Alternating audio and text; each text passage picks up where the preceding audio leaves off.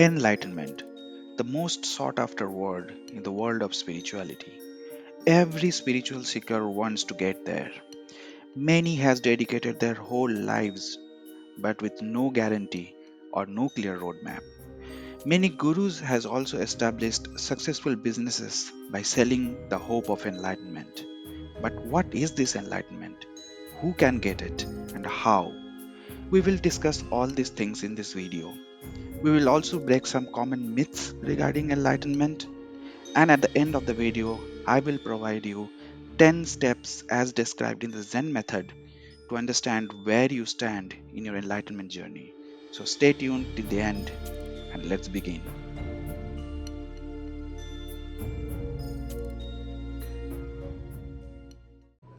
Any kind of effort, any anxiety has a limitation. A moment comes, you say, fuck it all.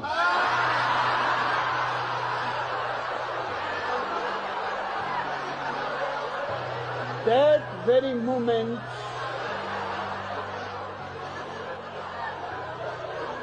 is your enlightenment.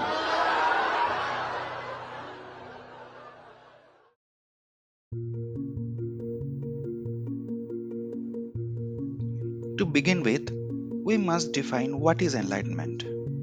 The literal meaning is to put light on something, or a more practical meaning is to know something completely.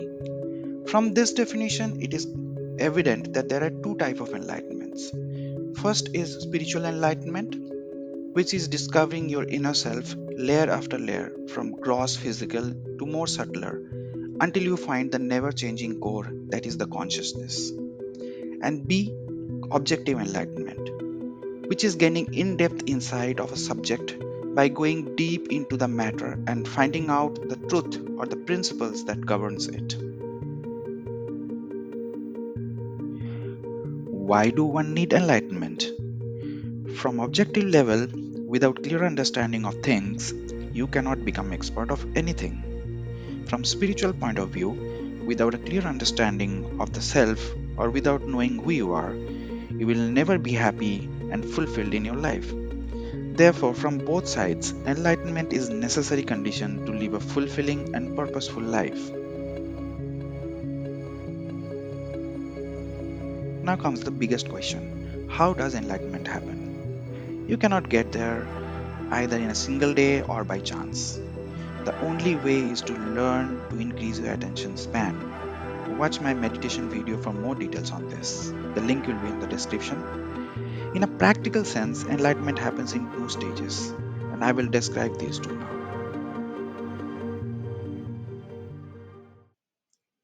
Stage 1 is becoming aware. Externally, you become conscious of all kind of distractions like social media, entertainment, possessions, image in the society, relationships, news, events, etc. etc. Internally, you become conscious of your emotions and habits.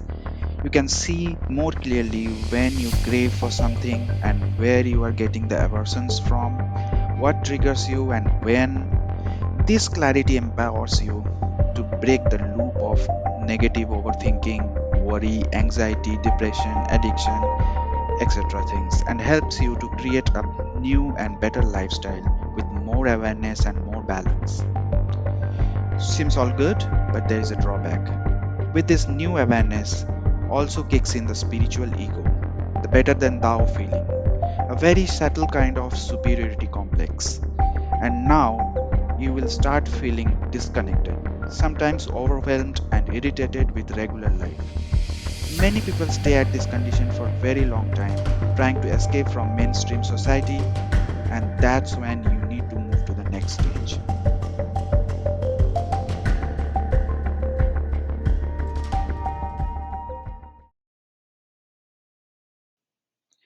Stage 2 is becoming awake. Externally, now we can see and accept things as they are without being judgmental. An enormous amount of empathy and understanding dawns upon you.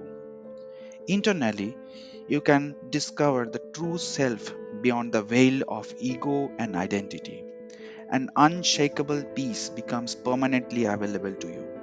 Life becomes a play of various forces in which you participate but you do not get entangled.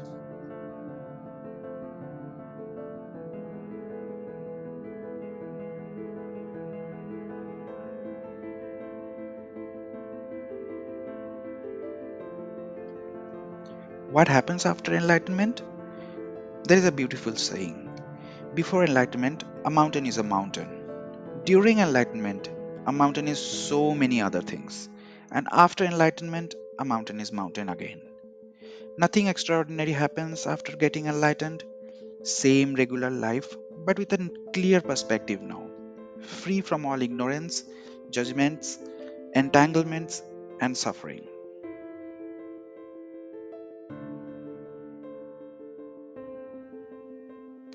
Is enlightenment the end of the journey? Absolutely no. It is the end of ignorance and suffering, and a new beginning of life with unlimited possibilities and freedom. There is a saying in Buddhism: before enlightenment, you chop wood, carry water. After enlightenment, you chop wood, carry water. But both are not the same. There is no burden of attachment in the second, hence, there is no suffering.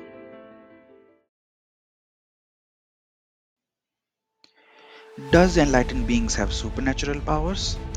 This is a big misconception, because of which enlightenment is so much hyped. It is not necessary that all enlightened beings must possess supernatural powers.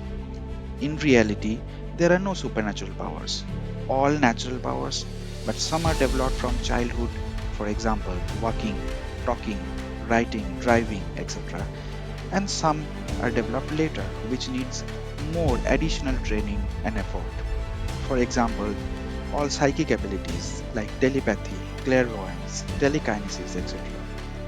Any person, irrespective of enlightened or not, can develop these skills with necessary training and practice.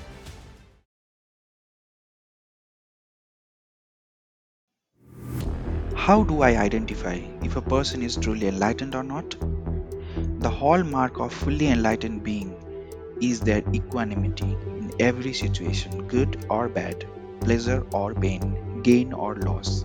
They will always remain unaffected. If someone claims he or she is enlightened because they are more aware than the rest, know for sure that is the spiritual ego. A fully enlightened person is neither deluded by praise nor disgusted by insult. He accepts both as the two poles of the same creation.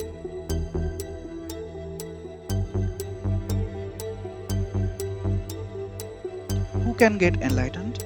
Enlightenment is available to everyone. If you pay enough attention, the awareness that we discuss in stage 1 comes naturally. However, moving from stage 1 to 2 is quite tricky. Some says you need grace to get there. However, it's not that uncertain either. Watch my videos, The Illusion of Life and Death and Who Am I? These will help you to break the illusion of ego and identity and reach you to stage 2 more easily. I will attach both the links in the description. Okay, now we have come to that part of the video where I will tell you about the 10 stages of enlightenment as described in the Zen texts. Let me know in the comment box which stage you belong to. And if you love this video, please don't forget to subscribe the channel because I will bring more videos like this. Okay, before any delay, let's begin. Stage 1 begins when you start questioning the regular life, searching happiness in wrong places and being enslaved to recognition only brings suffering. Your life seems unsatisfying and full of void, and now you start searching meaning for life.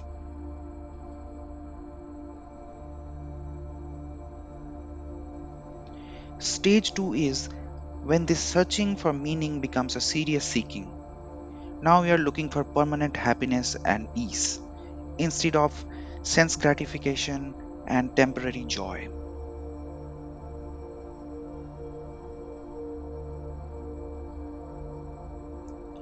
Stage 3 is when you get a glimpse of what you are searching for. Many people gets there through the drugs or psychedelics or for some, it could be just a sudden spiritual awakening. But you get a taste of happiness beyond the senses now.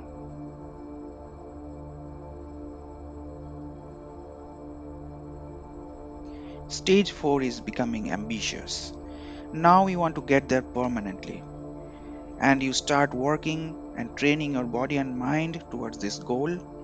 This is a sadhana stage where you work and dedicate your whole being to get there permanently what you have already tasted.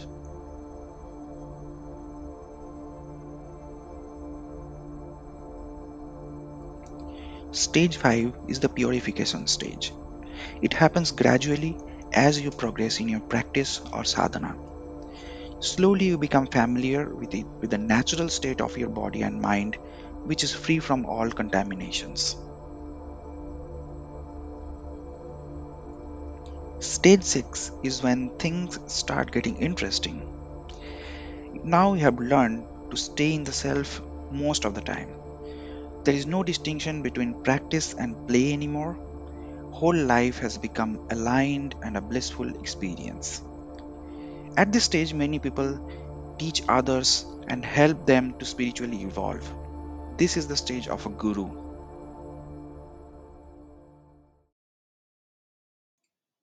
But getting enlightenment is not the end. At stage 7, you crave for a freedom that is without any condition. You are willing to let go of the idea of the self and be comfortable at any condition of life. Stage 8 is the most transformative and profound of all the 10 stages.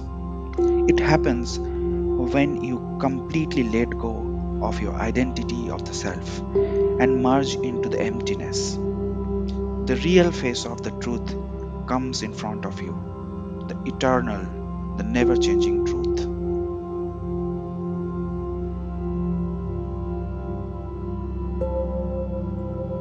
Stage 9 is a beautiful state when you go back to where you started. But this is different from the blissfulness of stage 6 because now you no longer take shelter to the self identity. Life has become a spontaneous flow, and you have found a freedom which is not produced by anything. And this freedom is available always. You see profoundness in most ordinary and small things in life, and life is no more a suffering.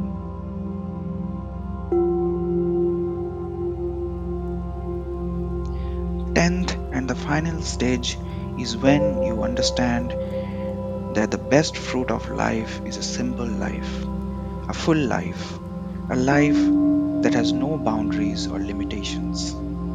You feel a tremendous amount of gratitude and compassion towards entire life and creation. And that's the end of the journey.